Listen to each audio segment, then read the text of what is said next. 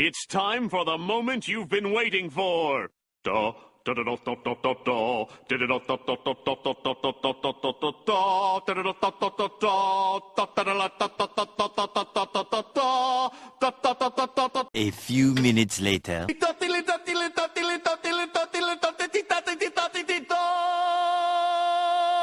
Preparing for the JLPT N1. And that, my friends, is what happens when you turn a stupid idea you have in the middle of the night into a video. Anyway, back to the main topic. Since I passed the N1, I got a lot of questions about what I did, how I studied grammar, what I read, what I watched, my daily routine. So with this video I want to sum up what I did from 0 to N1 in 1.5 years. Hopefully this video will answer those questions. First I'll go over the general timeline. Then I'll go into more detail for each section and talk about what I did each day and give you numbers on how many hours I spent. For the resources I used, I'll link a document in the description that contains a lot of useful links to a ton of websites, a list of mangas and books I read, as well as films and YouTube channels I watched. For anime, there's a link to my AniList account where you can check the content I consume. But before we get into this, a few important points first. Number 1. This is not meant as a guide on how to pass the JLPT N1 as fast as possible. My learning was focused on immersion, so reading and listening in Japanese as much as possible. If you want to pass the N1 as fast as possible, you are probably better off grinding prep books, and this video is not helpful in this case. Number 2. The main factor that allowed me to pass the N1 in 1.5 years was the amount of time I spent each day. So this is by no means a get-rich-quick plan. With all of that out of the way, we can start with a general overview.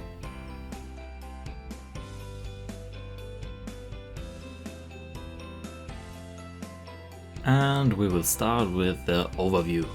To make it all a little bit easier to explain and understand, I divided the whole thing up into 4 parts. The first 3 months, till month 6, till month 17, and the rest. To make it more convenient afterwards, I will call these parts preparation, build up, sustain, and finish. The main points in the preparation part were RTK and Tae Kim's. I won't go into detail for the kanas because that's pretty easy and should be done in a few days.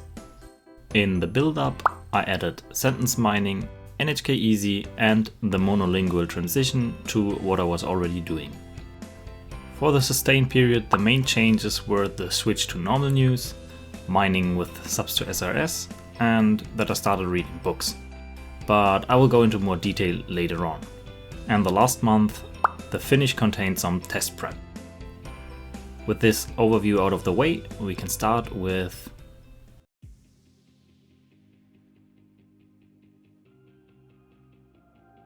like I said in the overview part, here we will talk about RTK, Tae Kim's, but also a bit about immersion. I did the classic version of RTK. This means I did around 25 cards a day as writing cards. So keyword on the front and the kanji on the back. I had to write down every kanji from memory with the help of mnemonics. Most of the time I made the stories myself, but I also relied on sites like Kanji Kohi to get some inspiration. Like I said in my what I would change video, I would do it differently if I could do it again, but that's what I did. The first few weeks were kind of fun, but after a while, and especially as the time I spent with Anki got longer and longer each day, it turned into a chore. And I started relying on stuff like this.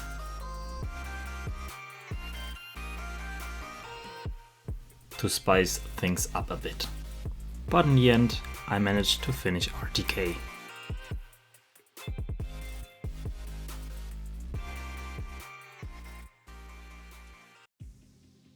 Next, let's talk a bit about Tae Kim's grammar guide. I started Tae Kim's about halfway through RTK, so around the 1.5 month mark. What I did was, I read through Tae Kim's and created Anki cards with his example sentence on the front, and the explanation as well as his translation on the back. I also started learning those cards right away. My goal was to create 20 cards from Tai Kim's each day, so I stopped reading as soon as I reached 20 cards. Maybe this was one of the things that made RTK more painful than it already was. Anyway, in the end I created about 800 cards from Tai Kim's. I finished both RTK and Tai Kim's at the 3-month mark. For immersion, there isn't that much to talk about. During that time period I managed to get about 2 hours of listening, on top of the around 3 hours I spent for RTK and Tai Kim's.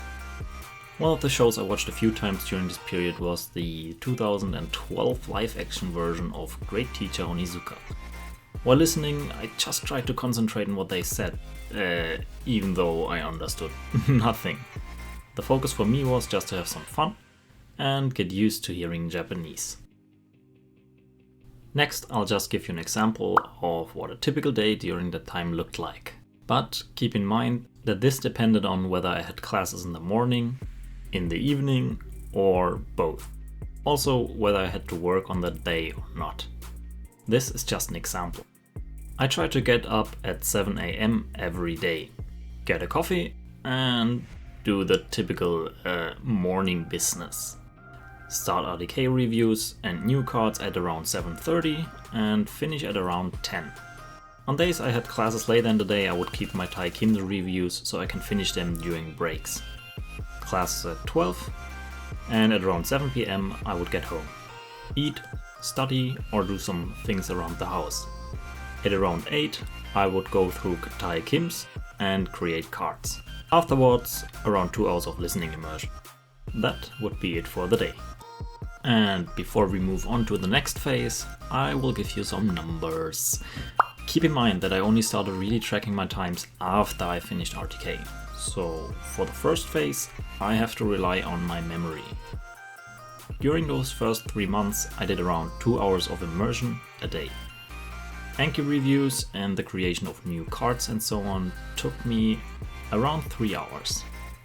In total, this means around 180 hours of listening immersion, as well as 270 hours of Anki related stuff.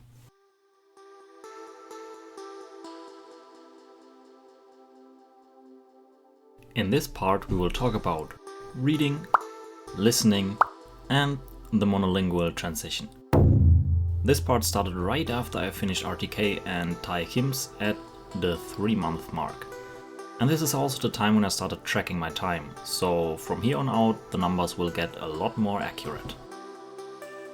For reading, I started right away with NHK Easy. Some manga here and there, but NHK Easy as my main source. I read all articles they upload for the following 3 months. They upload 5 articles per day from Monday to Friday.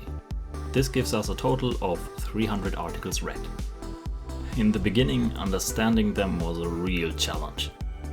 If I had to express it in numbers, I would say I understood maybe 2 out of 10 sentences I read. The rest went over my head. But at the end of those 300 articles, my understanding went up to 9 out of 10 or even more. Sadly, I didn't track all my reading material, so I don't know exactly what mangas I tried to read during this time. But one I can remember is Gyaru Gohan. But like I said, reading manga made up only a small portion of my reading time during this period. While reading those articles, I marked all the unknown words in them so I could mine them afterwards. All the unknown grammar or words I found I looked up online. For grammar I used E de Wakaru Nihongo quite often, or just put it into Google and looked through the results. For words, either Jisho or a monolingual dictionary. But I will talk a little bit more about mining and what I mean with I used a monolingual dictionary in the monolingual transition section. For listening, once again, there isn't much to talk about. The reason for this is that I never did anything special while doing it. I never used subtitles, I never rewinded, I just watched from start to finish. You could say I did free flow immersion all the time. In the beginning, I tried to limit myself to easier anime, but soon realized that I can't concentrate and end up being bored. So I stopped limiting myself and just watched what I wanted. So my listening went from this 白熊くんのお店、今日も人いっぱいだね。コーヒーも食べ物も美味しいよね。 to stuff like this. はい、リヴァイ兵長は危険です。こいつがリヴァイか。 During this period, I also started the monolingual transition. I'm going to give you a rough overview of what I did. Most of the sentences I made came from NHK Easy. I'm going to give you an example of how I went about it. Let's say I found the following sentence in an NHK Easy article, and the unknown word is stau. I would look this word up in a monolingual dictionary. As I was still a beginner, there were unknown words in pretty much every definition. Let's say for this example, the only unknown word in this definition is renzoku. Now I would search for an example sentence for this word on a few websites. I would also add this sentence as a sentence card to my deck. This time with the English definition on the back instead of the Japanese.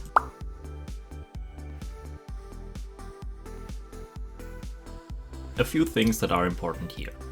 Since I was still a beginner, a lot of the definitions were hard to understand. So I allowed myself to also look the words up in the bilingual dictionary. Just on the cards, I would only use the Japanese one.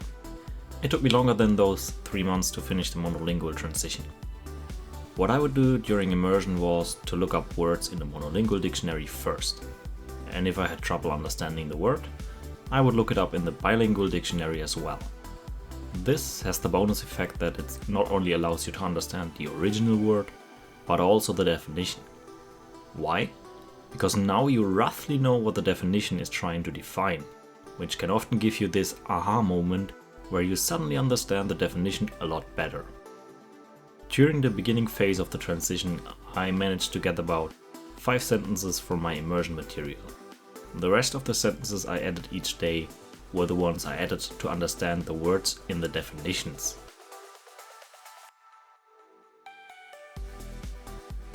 And now for the example day. This time a work day on the weekend. I would get up at 6:30, prepare for work, and take the bus at 7:10. During the bus ride, I would already start doing my Anki reviews on my phone. I would arrive at work at around 7:40, prepare everything at work, and this would leave me with around 10 minutes before I had to open the gym. Those 10 minutes I also spent on reviews. So by the time I had to start working, I was almost done with my reviews for the day. The rest I would do during toilet breaks. I would get off from work at 2 and train till 3. Afterwards, I walk home, which took me about 1 hour. Perfect to get some immersion in. Get home at 4, shower, and prepare something to eat. At around 5, I would start reading my NHK Easy articles and maybe some manga. Afterwards, some preparation for uni, and at 8, I would start my listening immersion till midnight. That's it.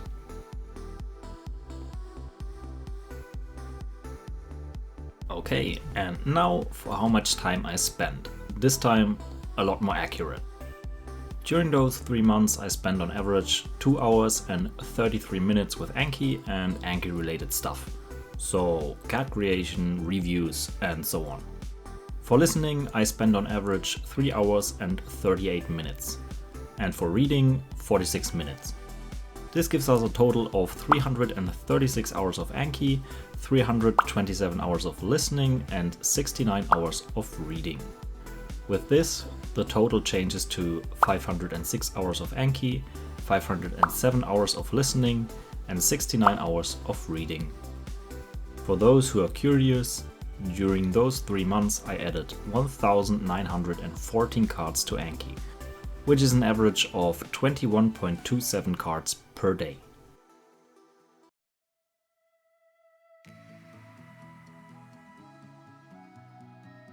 Now we will talk about the longest period during this whole process. This one lasted from the end of the 6-month mark up until 1 month before the test. I put all of this into one category because, although there are some changes in what I did, the main procedure stayed the same. And we'll begin with reading. The first challenge I took on was to switch from NHK Easy News to the normal NHK News. I also started reading some articles on other websites, but news were my main focus. And it all went down as expected. In the beginning it felt like the start of NHK Easy all over again.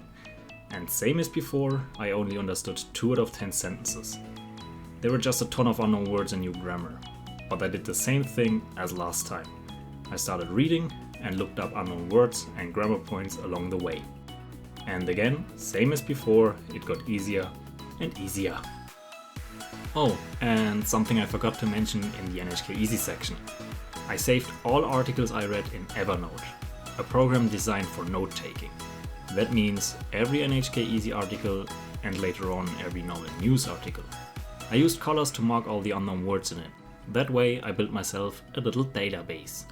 And whenever I had no sentences to mine, or I wanted to mine a whole bunch of sentences in preparation for a stressful time with no time to create cards, I went back through those articles. A lot of articles also had a ton of +2 or +3 sentences in it, but after going back through those articles later down the line, they went down to +1. I did all of this until I had about 500 articles saved in there. At that point, pretty much every sentence with an unknown word was a one-target sentence for me, so saving them wasn't necessary anymore. I still read news today, but a lot less as compared to before. The next change during this period was that I started reading books. I started reading my first book at the 4th of December 2018, which was pretty much the 7-month mark. The book I started to read was なんで時間がないんだ, a non-fiction book about time management. Later on I dropped the book because it wasn't my thing. Only a few days later, on the 8th of December, I started reading ジムに通う人の栄養学. This was the first book I finished. I finished it 10 days later on the 18th. The third book was 自分を操る超集中力 by Daigo. I started it on the 25th and finished it on the 4th of January. So I managed to finish my first 2 books in the span of 1 month. Sadly, after that I stopped tracking my books that way and just tracked my reading time in general. But at least I can tell you what books I read during this time. なんで時間がないんだ?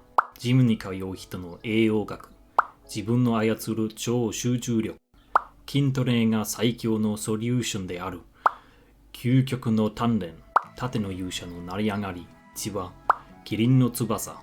And last but not least, 脳を鍛えるには運動しかない。最新科学で分かった脳細胞の増やし方。The Japanese version of the book Spark by John JLPT. We had news and books.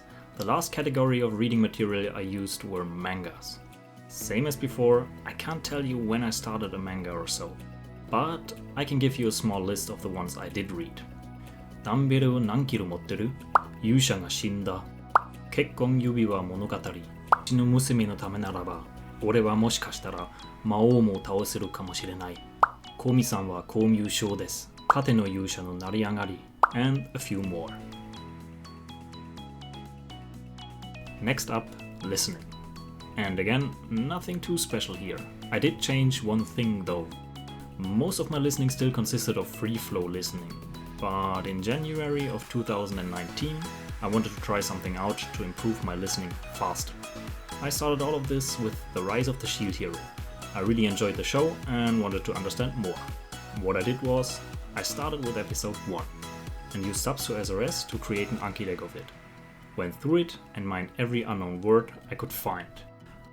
For sentences that contained more than one unknown word, I took one of the words and searched for an example sentence that I could add to Anki. Once I finished mining one episode and learned all the cards, I turned the episode into an audio file that I could use on my iPod. I started with an empty iPod. I listened to this one episode on repeat for sometimes up to 2 weeks, while walking to work and back, or to university, during my training, and so on.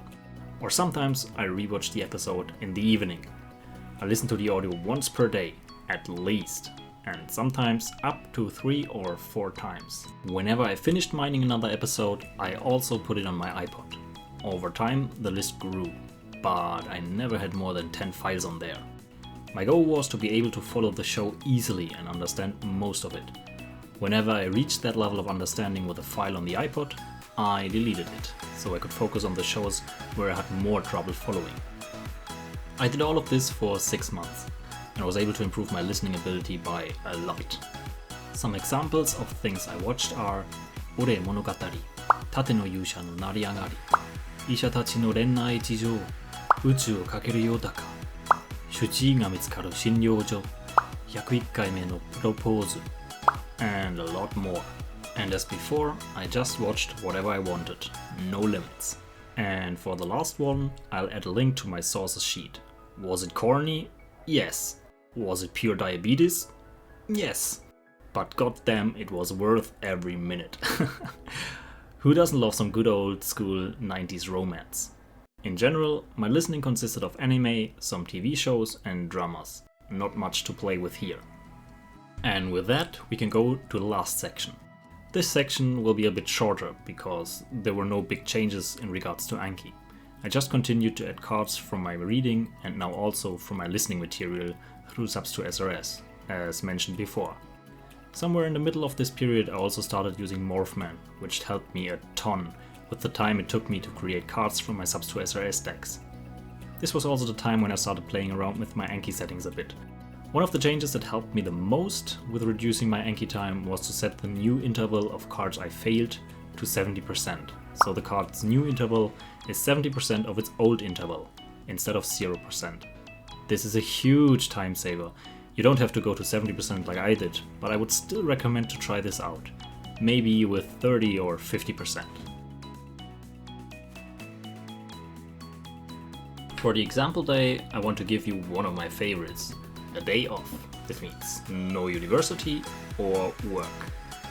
I'd get up at 7 so I can spend as much time on Japanese as possible. Walk to my favorite bakery at around 7:30 and arrive at 8:30. I always use this time to listen to the shows that I mind, the ones I described before. I'd order a coffee or two and start watching some news on my tablet till around 9. Start reading for around 3 to 4 hours, so roughly till 1 o'clock. I can concentrate a lot better in this environment, so reading this long is actually really easy. At home, not so much. Then I'd walk to my gym and arrive at around 2. Usually the walk took me 45 minutes, but to make it simpler, I'm going to round up. Train for around 2 hours till around 4 PM. Yeah, that long. But not because you need to. But if you work at a gym and everybody knows you, you end up talking 50% of the time. Walk home for another hour, shower, and get something to eat. Start doing my Anki reps at around 6 till 7. Afterwards, the rest of the evening just listening immersion. And that's it. Sadly, the example day I described before was a pretty rare thing, so my reading average was still pretty low at that time, as you will see. For Anki, I spent on average 1 hour and 17 minutes per day, which is already a lot lower than before. Listening 4 hours and 4. Reading 1 hour and 13 minutes. This gives us a subtotal for this period of 500 hours of Anki, 1581 hours of listening, and 476 hours of reading. The total changes to 1006 hours of Anki, 2088 hours of listening, and 545 hours of reading. During this period I created 7620 cards, with around 22 on average per day. This gives us a subtotal of 9534 cards. With this we can go to the shortest part, the last month before the test.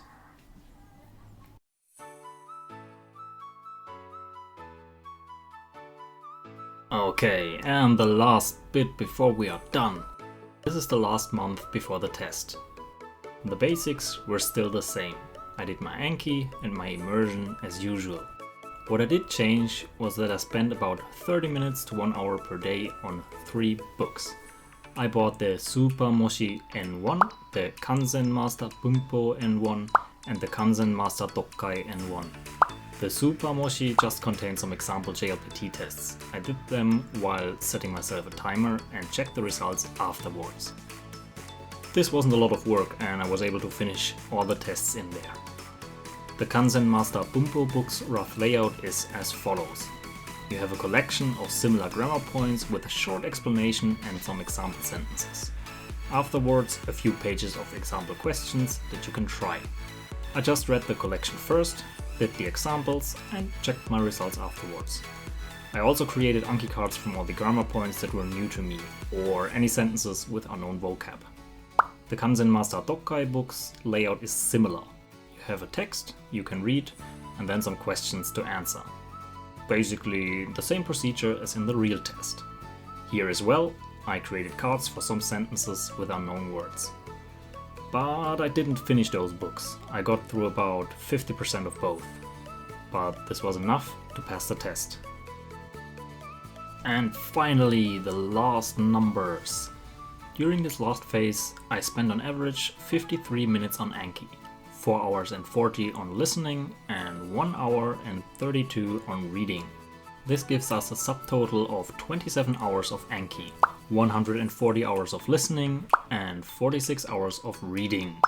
The total changes to 1033 hours of Anki, 2228 hours of listening, and 591 hours of reading. This gives us a grand total of 3,852 hours spent. In this last month, I also created about 20 cards per day, which gives us an end total of 10,129 cards created.